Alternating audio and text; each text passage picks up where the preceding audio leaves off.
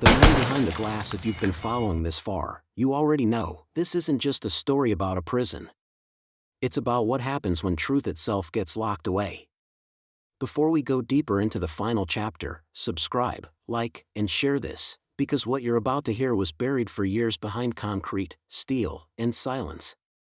The silence before the storm. For 3 nights, Sergei didn't sleep. Every time he closed his eyes, he saw Igor, strapped to that chair, eyes hollow, whispering words that refused to leave his head. "They'll erase you next." The key lay hidden beneath the loose brick under his bunk, wrapped in a strip of torn cloth. Every sound, a guard's boots, a door's creak, even the flicker of fluorescent light, made his pulse race. He knew they were watching him closer now. The guards' gazes lingered longer. The cameras seemed to turn a fraction too quickly when he moved. Sergei realized something chilling. They knew he'd been to object number 7, but they weren't punishing him. Not yet. They were observing him. As if he had become part of the experiment.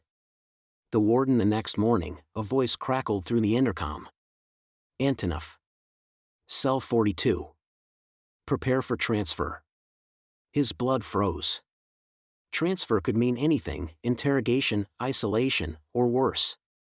2 guards arrived, each wearing mirrored visors. They cuffed him, forced him into the bent walk position, and led him through a series of unfamiliar corridors. Finally, they stopped before a heavy steel door marked with a number instead of a name, Room 0. Inside sat a man in a black suit, his uniform devoid of rank insignia. His hair was silver, his face expressionless, and his hands folded neatly on the table. "Sergei Antonov," the man said calmly. "You were once one of us. A man of order. Discipline. You understand the value of control." Sergei said nothing. The man leaned forward. "You've been exploring where you shouldn't. That curiosity could kill you. But it could also save you, if you cooperate." He placed a folder on the table. Inside were photographs, grainy surveillance stills of Sergei entering the south wing, of Igor in the chair, of Mikhail handing him the key. Sergei's heart pounded. "What do you want from me?" "To finish what you started," the man said softly. "You were investigating corruption in Moscow, yes? You found the files connecting the ministry to human experimentation. That's why you were sent here, because you got too close." Sergei frowned. "You're admitting this?" The man smiled slightly. "You still think you're a prisoner, Antonov? You've been a subject since the day you arrived." The offer. The man slid a paper across the table. On it, a single line: "Compliance earns freedom." Sergei looked up. "You want me to cooperate in your tests?" "Not tests. Studies," the man corrected. "We're measuring human thresholds, loyalty, resistance, mental fracture points. The government funds it under national defense. Imagine soldiers who never disobey. Agents who never question. You were one of our best. You could help us perfect it." Sergei's fists clenched. "And what about Igor Sokolov? What did you do to him?"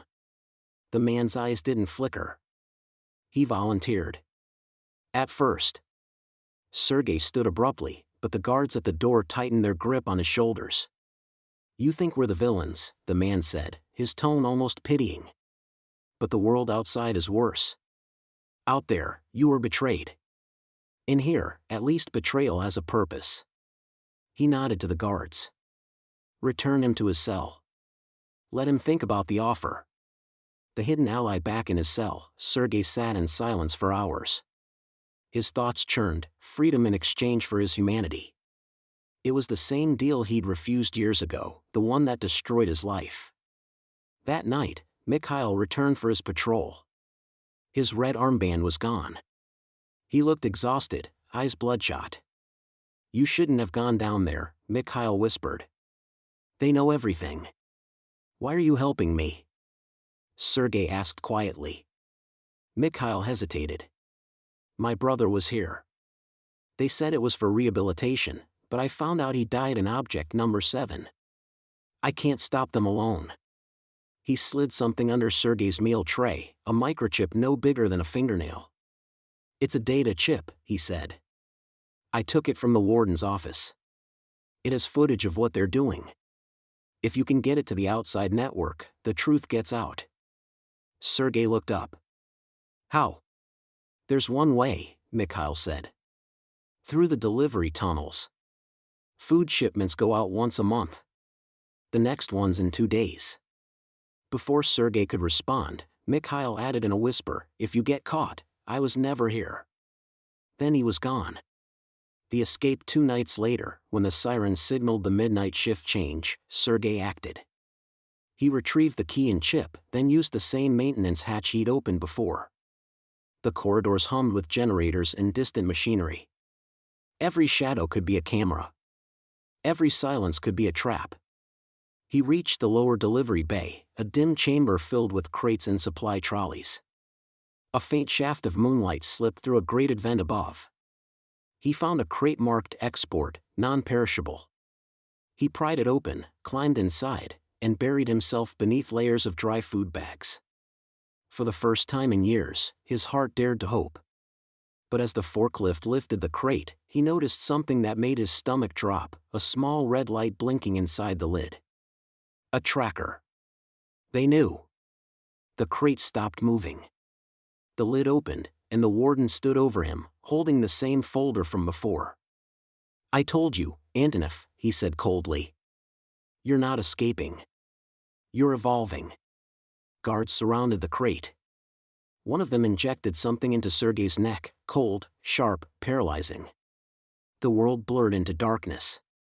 When Sergei woke, he was strapped into one of the metal chairs from object number 7. Cables pulsed softly beside him. Across the glass, the warden watched, expressionless. You were right, the warden said through the intercom. Black Dolphin hides many things. But its greatest secret is that the program never ends. Every subject believes he's fighting back. Every subject believes he can expose us. That belief is the final variable we measure, the illusion of resistance. Sergei tried to speak, but the drug had numbed his tongue. The lights dimmed. A machine behind him began to hum. On the screen beside the warden, brainwave data flickered, each pulse syncing perfectly with Sergei's heartbeat. You were the control, the warden said. Now you're the proof. The hum deepened into a low vibration. Then, suddenly, an explosion of static on the monitors. The warden frowned. What? Before he could finish, the power cut out. A single alarm light flashed red. The intercom crackled. A voice, Mikhail's voice, filled the room. This is for my brother. The sound of gunfire echoed through the facility. The glass shattered. Alarms screamed. The warden stumbled backward as smoke filled the control room. Sergei's restraints released automatically when the circuits fried. He tore off the cables, staggering to his feet. The hallway outside burned with emergency lights. Through the chaos, he saw Mikhail on the floor, bleeding but alive. Take it, Mikhail gasped, pressing a drive into Sergei's hand. Get it out. Sergei hesitated. You'll die if I go.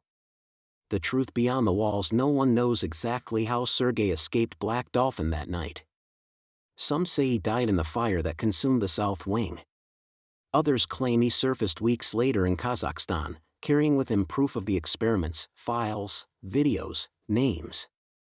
A month later, an anonymous data leak hit international servers. The documents described a psychological reformation program conducted under Russian state supervision. It mentioned one location only, Penal Colony Number 6, Black Dolphin. The Russian government denied everything. The warden vanished. And the prison continued to operate, unchanged, unseen. As for Sergei Antonov, no record of him was ever found again. But a year later, an envelope arrived at a Moscow newsroom. Inside was a photograph, the entrance of Black Dolphin Prison, and in front of it, the same small Black Dolphin statue. Carved into the base were 3 words, etched by hand: truth never dies. End of story. Subscribe to get notified for another hot and live story.